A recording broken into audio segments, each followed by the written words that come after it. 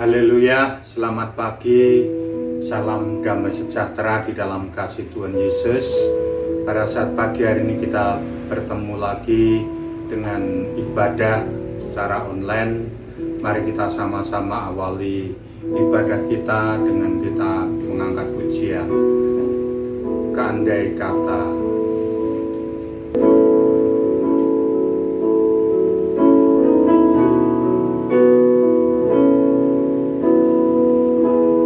Andai kata ku lakukan yang luhur mulia, jika tanpa kasih cinta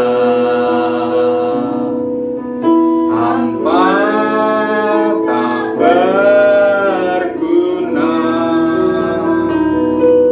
Ajarilah kami bahasa cintamu, agar kami dekat padamu ya Tuhanku. Ajarilah kami bahasa cintamu, agar kami dekat padamu. Cinta itu lemah lembut, sabar sederhana. Cinta itu murah hati, rela menderita.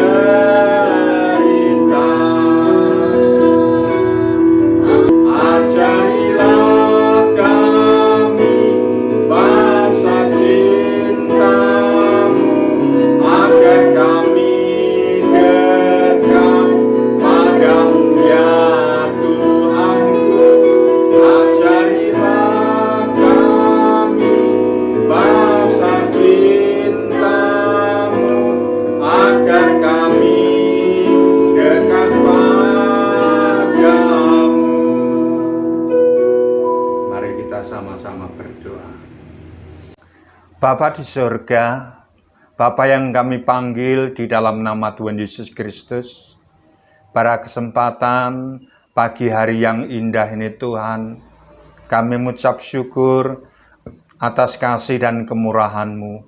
Engkau telah memberikan kesempatan bagi kami untuk bersama-sama memuji dan mempermuliakan Tuhan dan mendengarkan, merenungkan akan firman-Mu. Urapi kami hamba-Mu dengan kuasa Roh Kudus-Mu dan seluruh sidang jemaat-Mu yang mendengarkan akan kebenaran firman-Mu.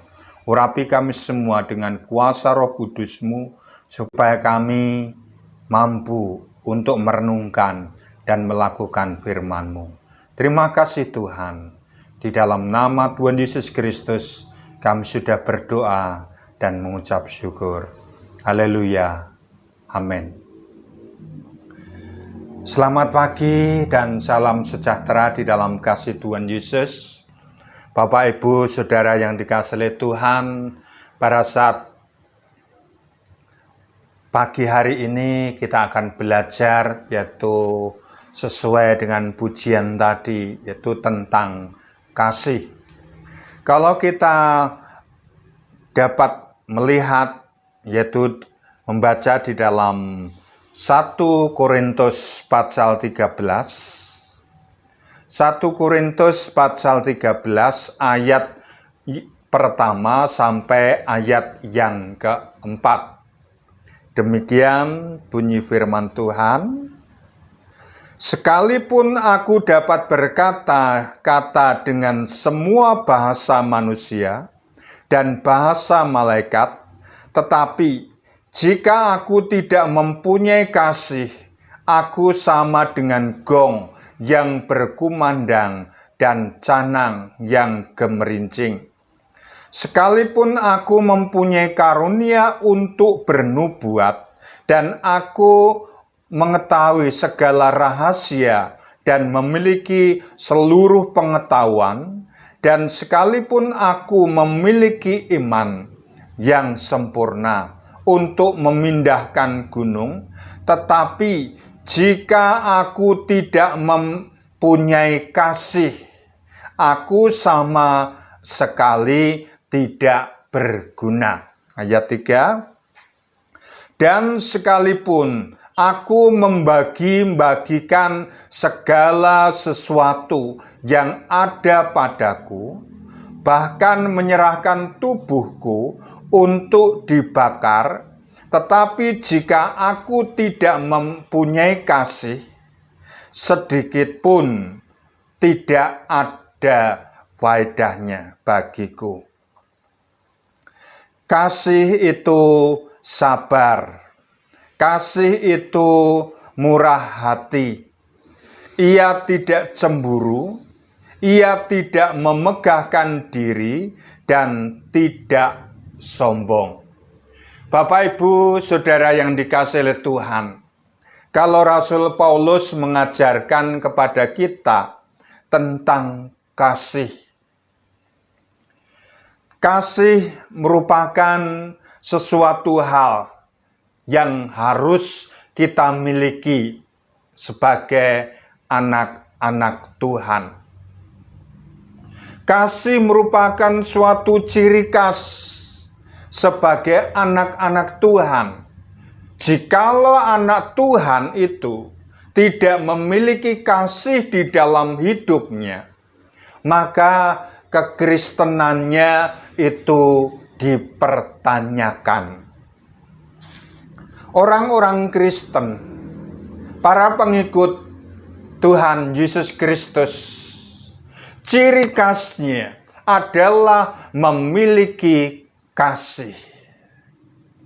Dan kalau definisi kasih itu ada 4 macam, yaitu yang pertama, kasih eros. Kasih eros merupakan sesuatu yang dimiliki oleh seseorang atau manusia, yaitu yang bersifat daging. Kasih eros yang didasari dengan keinginan daging. Dan keinginan daging itu harus juga dikendalikan di dalam diri manusia tersebut. Akan tetapi, tanpa adanya kasih eros, maka kehidupan manusia pun juga akan merasa hampa di dalam dirinya. Sebab apa? Karena kasih eros ini merupakan suatu perpaduan kasih dari seorang pria terhadap seorang wanita. Dan sebaliknya, yaitu kasih dari seorang wanita terhadap seorang pria, yaitu yang memasuki di dalam hubungan rumah tangga. Maka kasih eros ini dapat berlaku jikalau kehidupan wanita maupun pria dan wanita itu sudah diikat dengan jalinan kasih, diikat dengan yaitu ikatan pernikahan yang kudus, yang suci, sudah dipersatukan di dalam Tuhan. Maka seorang suami dan istri itu dapat menjalankan kasih eros ini.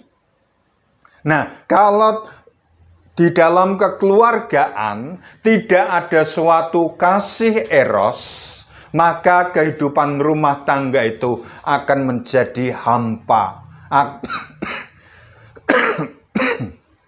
akan menjadi hambar. Maka kasih eros itu sangat-sangat perlu dan sangat dibutuhkan di dalam kehidupan rumah tangga. Akan tetapi, kasih eros itu harus dapat dikendalikan. Kalau tidak dapat dikendalikan, maka seseorang itu akan dikuasai dengan kedagingan tersebut, bisa menyimpang ke kanan ataupun ke kiri. Yang pria memiliki wanita idaman yang lain, yang wanita memiliki pria idaman yang lain. Maka kehidupan sebagai anak-anak Tuhan, maka kasih eros ini harus dikendalikan. Supaya apa? Di dalam kehidupan rumah tangga itu dapat bersinergi, dapat berjalan bersama-sama, sehingga dapat memupuk cinta kasih antara suami dan istri kepada suaminya. Maka kasih eros itu sangat diperlukan di dalam kehidupan berumah tangga. Yang kedua, yaitu kasih philia. Kasih philia ini adalah kasih yang didasari dengan hubungan pertemanan atau persahabatan, persaudaraan dengan orang-orang yang ada di sekitarnya. Maka kasih persaudaraan itu dapat dibina dengan sebaik mungkin, sehingga ada suatu komunikasi dengan baik antara satu dengan yang lain. Kehidupan bermasyarakat itu perlu sekali adanya sosialisasi, perlu adanya suatu hubungan antara manusia satu dengan yang lain. Maka kasih philia inilah yang harus menjadi dasar di dalam kehidupan persaudaraan satu dengan yang lain.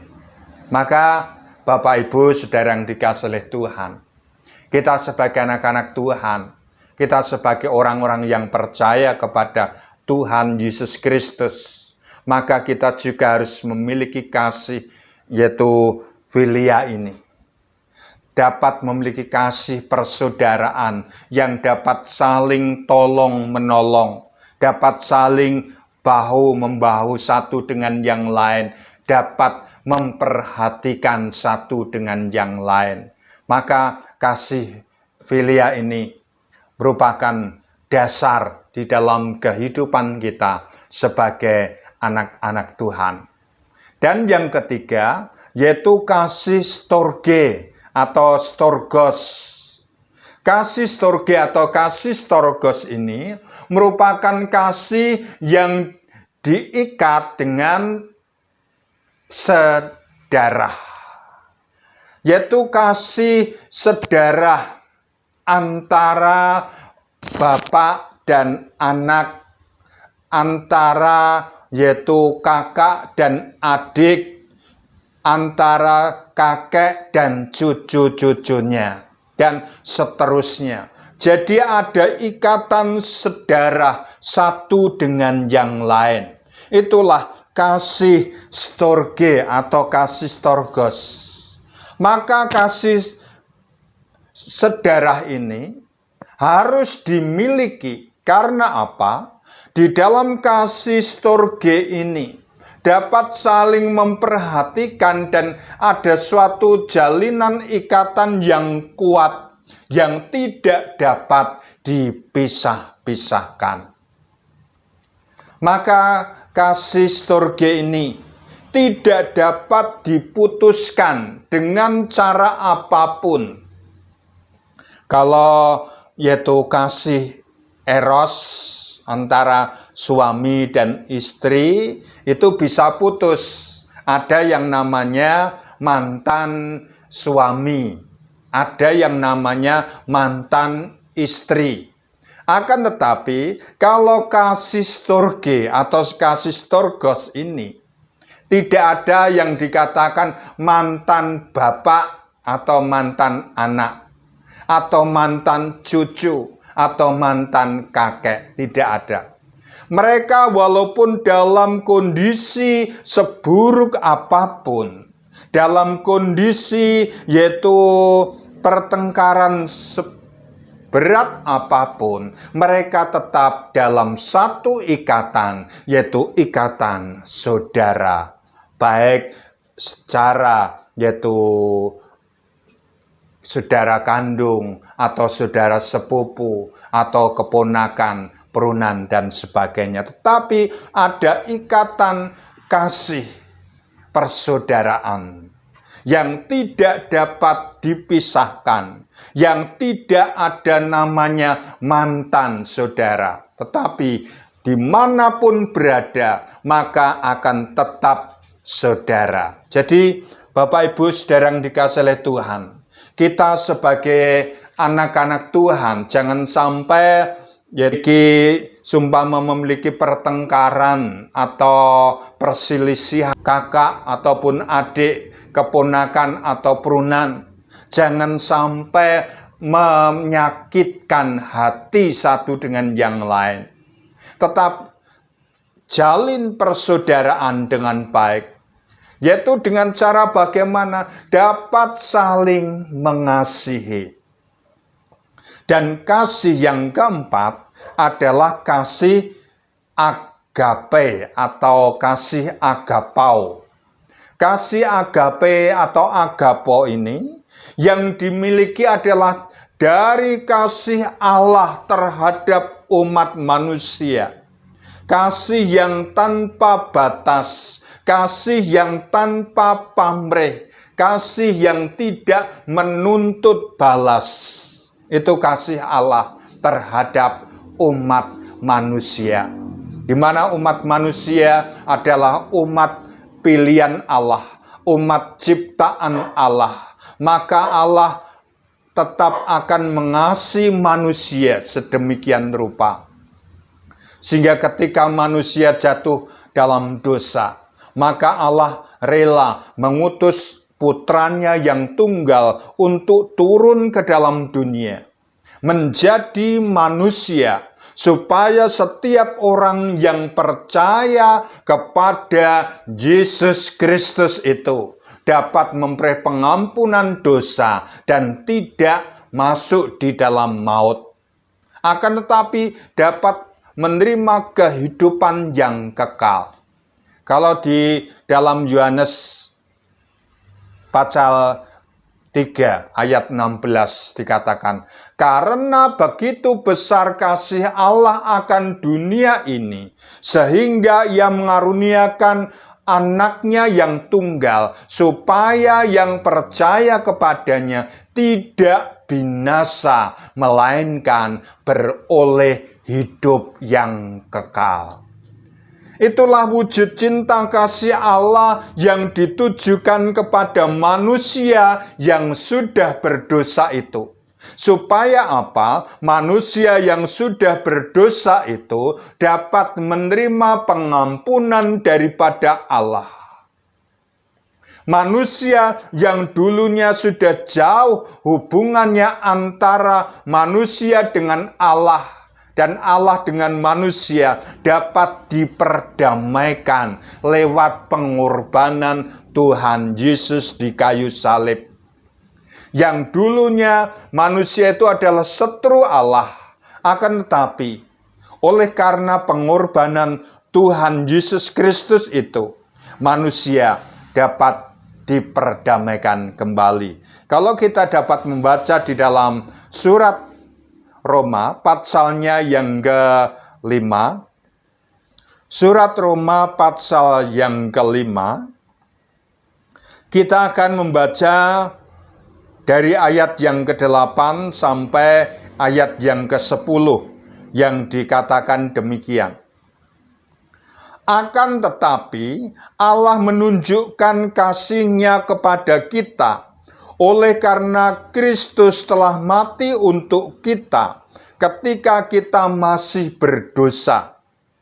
Lebih-lebih karena kita sekarang telah dibenarkan oleh darah-Nya, kita pasti akan diselamatkan dari murka Allah.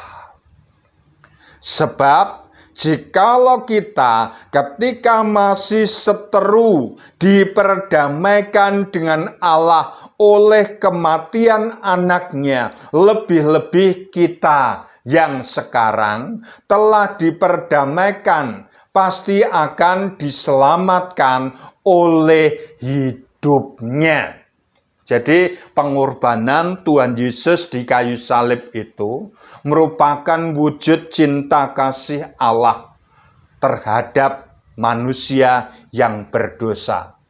Manusia yang berdosa itu adalah, yaitu upahnya adalah maut. Upah dosa adalah maut. Akan tetapi oleh karena kasih dan kemurahan Allah, yang dimana seharusnya kita itu mendapatkan hukuman daripada Allah, akan tetapi oleh karena cinta kasih-Nya terhadap kita, orang-orang yang berdosa ini, sehingga kita dilepaskan dari hukuman, yaitu dari maut. Jadi, Bapak, Ibu, Saudara yang dikasihi oleh Tuhan, kita mengucap syukur kepada Allah oleh karena cinta kasih Allah yang begitu besar yang diberikan terhadap kita manusia. Dan kita sebagai anak-anak Tuhan yang telah menerima kasih kemurahan Allah, maka kita juga harus memiliki kasih terhadap sesama kita. Kalau Allah mengasihi kita, kita juga harus mengasihi Allah. Dalam kita mengasihi Allah, kita tidak dapat melakukan itu semua, sebab Allah kita tidak akan dapat mampu untuk melihat.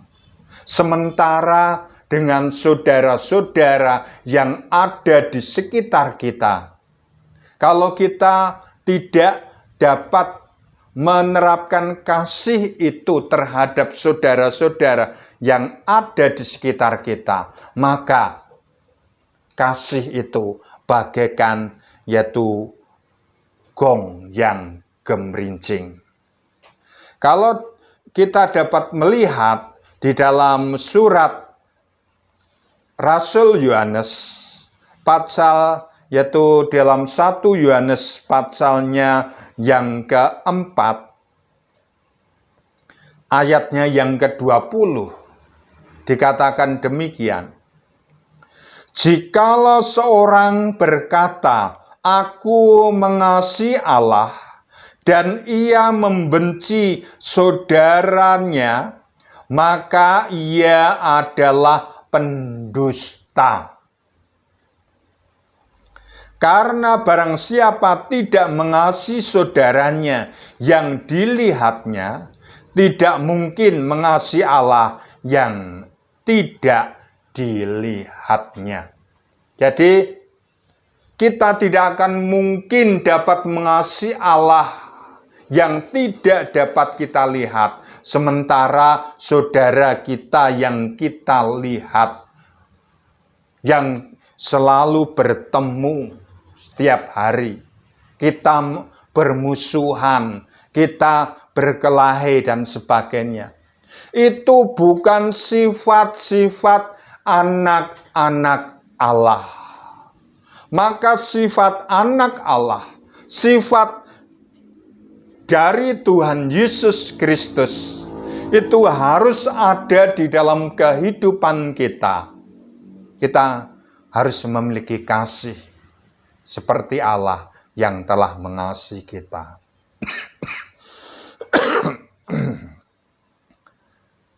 Dikatakan di dalam 1 Korintus pasal 13 ayat 1 tadi, dikatakan oleh Rasul Paulus, sekalipun aku dapat berkata-kata dengan semua bahasa manusia dan bahasa malaikat, tetapi jika aku tidak mempunyai kasih, aku sama dengan gong yang berkumandang dan canang yang bergemerincing. Jadi ucapan kata-kata kasih yang kita ucapkan dari mulut lidah kita, walaupun kita memiliki hikmat akal budi manusia yang setinggi langit, akan tetapi kita tidak memiliki kasih. Walaupun kita dapat berkata-kata seperti malaikat terang, tetapi kalau kita tidak memiliki kasih di dalam kehidupan kita, itu bagaikan yaitu gong yang berkumandang dan canang yang bergemerincing. Tidak ada faedahnya, tidak ada buktinya, tidak ada realisasinya. Maka kasih itu harus direalisasikan dengan cara kita mengasihi saudara-saudara kita yang kita lihat, saudara-saudara kita yang ada di sekitar kita. Kasih ada dua macam kalau kita melihat di dalam ayat ini. Pertama, kasih itu identik dengan memberi. Dan yang kedua, yaitu kasih itu harus didasari dengan tindakan yang tulus, tindakan yang ikhlas dan tanpa pamrih atau minta balasan. Nah, kalau kasih itu hanya diucapkan dengan kata-kata dan tanpa adanya suatu tindakan yang nyata, maka kasih itu tidak ada faedahnya, tidak ada gunanya, tidak ada manfaatnya.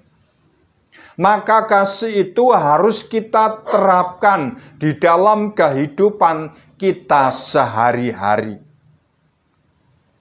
Maka orang yang mengasihi itu adalah orang yang memiliki kepedulian, orang yang memiliki rasa sayang, orang yang memiliki, yaitu ada suatu perasaan yang memiliki. Jadi kasih itu identik dengan pemberian. Pemberian di sini bukan hanya pemberian secara materi. Kita dapat memberikan kasih kita dengan materi bisa, puji Tuhan. Itu kalau kita diberikan kemampuan untuk memberikan terhadap saudara-saudara kita yang membutuhkan, itu baik, itu bermanfaat. Dapat menolong saudara, dapat menolong teman dan rekan-rekan kita. Maka kita sebagai anak-anak Tuhan harus dapat memberi kepada orang-orang yang ada di sekitar kita. Memberi itu merupakan suatu kata lain murah hati.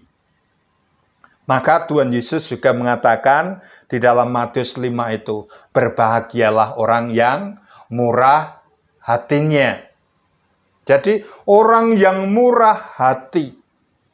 Murah hati itu adalah orang yang ada suatu kepedulian terhadap sesama. Ada suatu perhatian yang diberikan terhadap sesama. Jadi, Bapak Ibu Saudara yang dikasihi oleh Tuhan, kita sebagai anak-anak Tuhan harus memiliki murah hati. Seperti dalam Matius pasal 5 ayatnya yang ke-7. Berkata demikian, berbahagialah orang yang murah hatinya, karena mereka akan beroleh kemurahan. Jadi orang yang murah hati itu nantinya pun juga akan mendapatkan kemurahan. Kemurahan dari siapa? Bukan hanya kemurahan terhadap yaitu yang kita tujukan kepada manusia dan manusia akan memberikan kepada kita, tidak. Tetapi kita juga akan diperhatikan oleh Allah. Maka kalau kita memiliki murah hati terhadap sesama manusia, Allah itu akan memberikan kemurahan bagi kita. Kalau dalam Korintus juga dikatakan orang yang murah hati atau Tuhan itu akan juga menyediakan benih bagi seorang penabur. Jadi kita sebagai anak-anak Tuhan bagaikan seorang petani. Maka kalau kita menabur, maka Tuhan itu pun juga akan menyediakan benih bagi kita untuk kita tabur. Dan kalau kita nabur benih yang baik, tentunya kita juga akan menerima hal yang baik pula. Jadi, Bapak, Ibu, Saudara yang dikasihi oleh Tuhan, kasih itu identik dengan murah hati. Maka kita sebagai anak-anak Tuhan, milikilah kemurahan hati terhadap sesama. Dan jangan takut kalau kita murah hati nanti jatuh miskin. Tidak. Tuhan itu tidak mau berkeput tangan budi terhadap kita. Tuhan itu akan membalas apa yang kita taburkan terhadap orang lain. Maka Bapak, Ibu, Saudara yang dikasihi oleh Tuhan, yang terpenting di dalam kehidupan kita, milikilah murah hati. Milikilah kasih itu. Jadi kasih itu harus kita terapkan, kita lakukan. Kembali dalam 1 Korintus 13 ayat yang kedua. Sekalipun aku mempunyai karunia untuk bernubuat dan aku mengetahui segala rahasia dan memiliki seluruh pengetahuan, dan sekalipun aku memiliki iman yang sempurna untuk memindahkan gunung, tetapi jika aku tidak mempunyai kasih, aku sama sekali tidak berguna. Jadi kalau kita memiliki sesuatu hal yang lebih di dalam kehidupan kita, walaupun kita memiliki iman yang kuat, iman yang sempurna, tetapi tanpa ada suatu tindakan yang nyata, maka itu tidak ada faedahnya, tidak ada gunanya.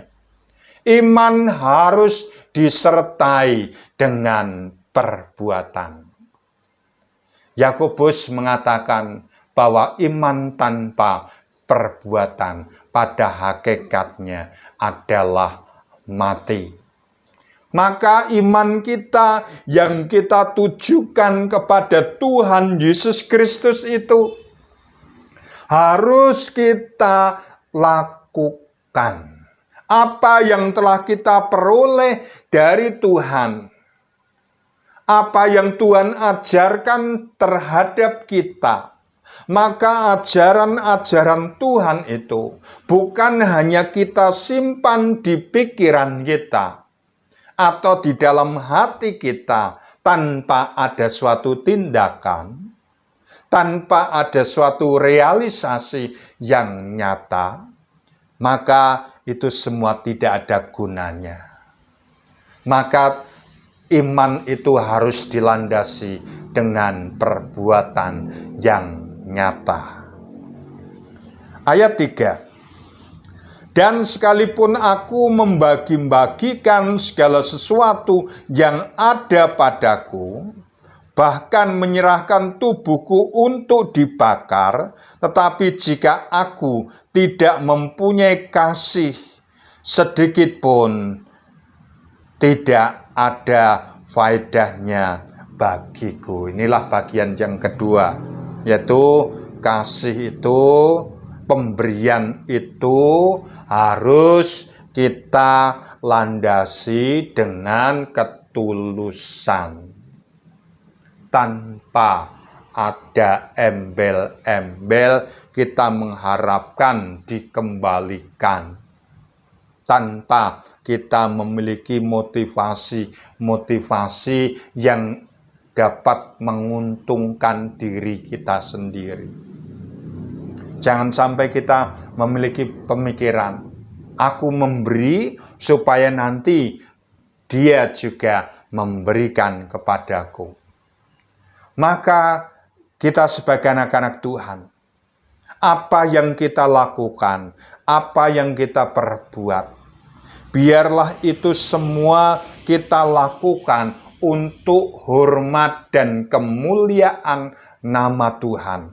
Atau kita tidak memiliki pikiran supaya kita dipuji, supaya kita disanjung, supaya kita nanti kalau pas waktu membutuhkan, orang lain itu membalas kepada kita. Tidaklah demikian. Tetapi kasih harus kita landasi dengan ketulusan, dengan keikhlasan, seperti kasih Tuhan, kasih agape yang mengasihi kita tanpa balas. Jadi Bapak Ibu yang dikasihi oleh Tuhan, mari firman Tuhan yang telah mengajar kepada kita, itu kita perbuat di dalam kehidupan kita. Kita lakukan, kita terapkan ajaran-ajaran yang kita terima daripada Tuhan. Yang terakhir, maka kasih itu sabar, kasih itu murah hati, ia tidak cemburu, ia tidak memegahkan diri, dan tidak sombong. Jadi kehidupan anak-anak Tuhan yang memiliki kasih itu harus dilandasi dengan kesabaran. Sabar menghadapi keadaan, lingkungan, sesuatu apapun yang ada di dalam kehidupan kita. Kalau kita berbuat kasih, kita memberikan sesuatu terhadap orang lain, jangan kita mengharapkan imbalan, jangan kita mengharapkan pujian, tetapi biarlah apa yang kita perbuat itu seolah-olah untuk Tuhan, sehingga kita tidak memiliki suatu beban di dalam kita melakukan kebaikan terhadap seseorang. Dan juga kasih itu murah hati. Murah hati dapat memberikan apa yang kita miliki terhadap saudara-saudara kita yang lain. Kasih itu murah hati. Dan kasih itu bukan hanya kita memberikan harta benda kita, tetapi kasih itu yang dapat kita berikan baik, yaitu teguran. Kalau saudara kita salah, kita dapat menegur, mengingatkan. Dengan demikian dia dapat berjalan kembali kepada jalan yang benar. Kalau saudara kita ada yang kesusahan, kita datang untuk memberikan penghiburan. Itu juga kasih.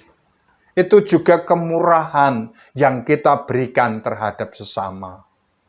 Kalau ada sesuatu orang yang membutuhkan pertolongan kita, maka kalau kita mampu, maka lakukanlah dengan sebaik mungkin. Dan harta benda tidak akan dapat membawa kehidupan kekal. Justru harta benda itu nantinya kalau manusia itu meninggal akan ditinggalkan dan tidak akan dibawa.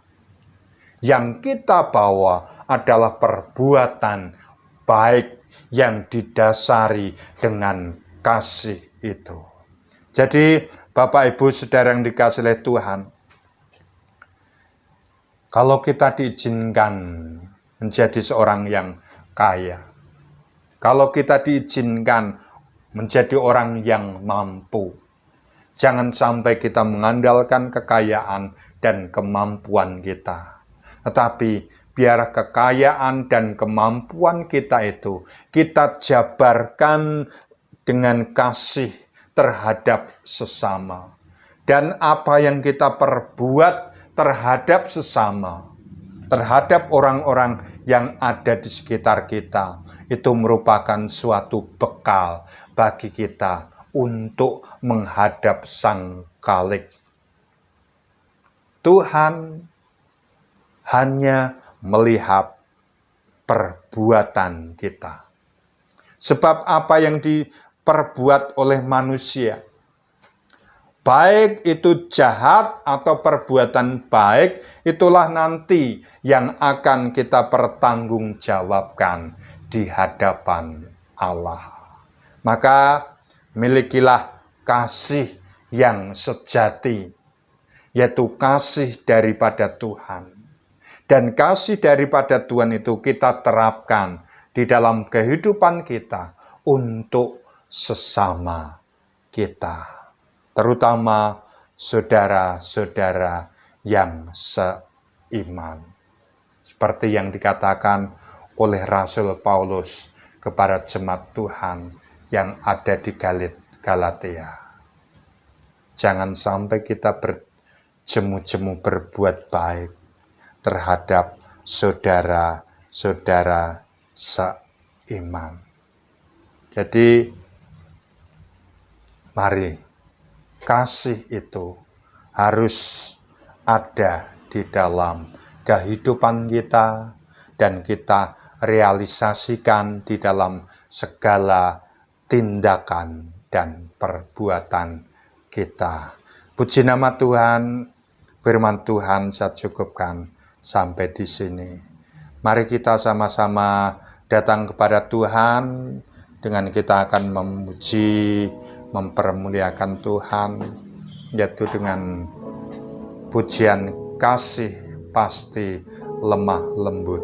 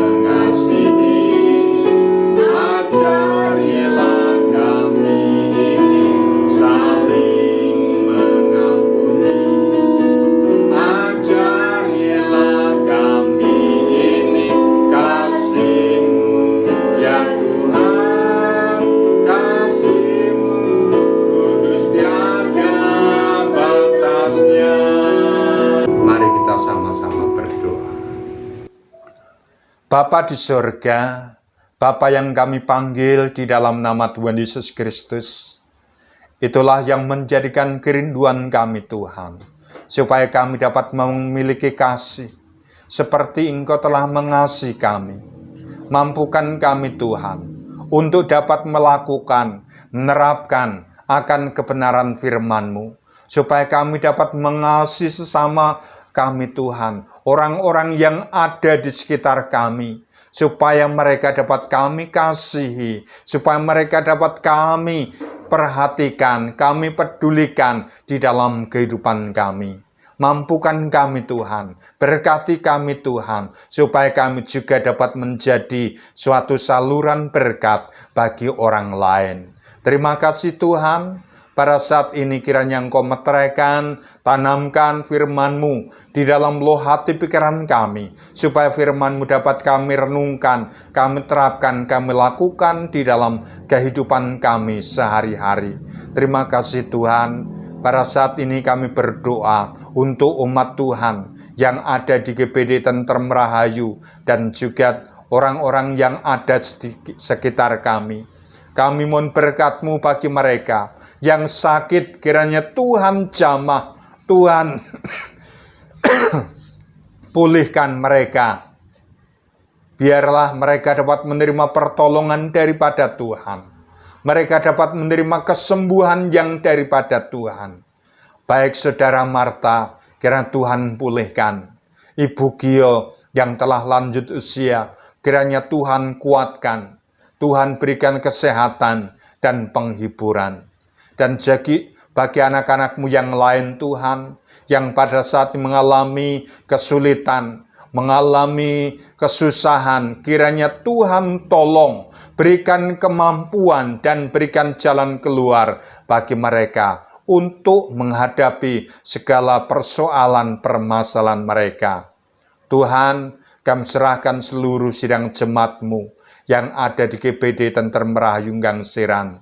Kiranya Tuhan lawat mereka, Tuhan jaga mereka, Tuhan lindungi mereka, jauhkan mereka dari segala sakit penyakit, dari segala virus-virus yang ada.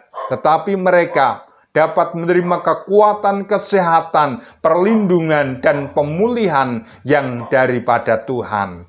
Terima kasih Tuhan, pada saat ini juga kami serahkan segala sesuatu kebutuhan mereka, di dalam segala pekerjaan mereka, kiranya Tuhan tolong, baik mereka sebagai pegawai negeri, buruh, petani, wira swasta, pedagang Tuhan, maupun anak-anak kami yang masih belajar. Kiranya Tuhan berkati, Tuhan cukupkan segala sesuatu, kebutuhan-kebutuhan kehidupan mereka.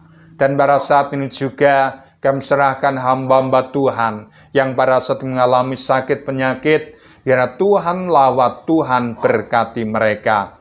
Tuhan, kami mohon lawatan-Mu untuk negara kami, Republik Indonesia, yang pada saat mengalami pandemi corona. Kami mohon pertolongan-Mu Tuhan, kiranya Tuhan pulihkan keadaan bangsa kami. Tuhan, redakan virus corona ini Tuhan, supaya jangan sampai ya Tuhan menempuh di dalam kehidupan umat milik-Mu. Kiranya Engkau jaga lindungi bagi seluruh umat milik-Mu dan juga hamba-hamba-Mu yang melayani di dalam bidang pelayanan. Kiranya Tuhan jaga lindungi, pagari, dan bentengi mereka. Terima kasih Tuhan, kami mengucap syukur atas kasih dan anugerah-Mu. Segala doa sembahyang kami hanya kami panjatkan di dalam nama Allah Bapa, Putra, dan Roh Kudus, yaitu di dalam nama Tuhan Yesus Kristus. Haleluya, haleluya, amin.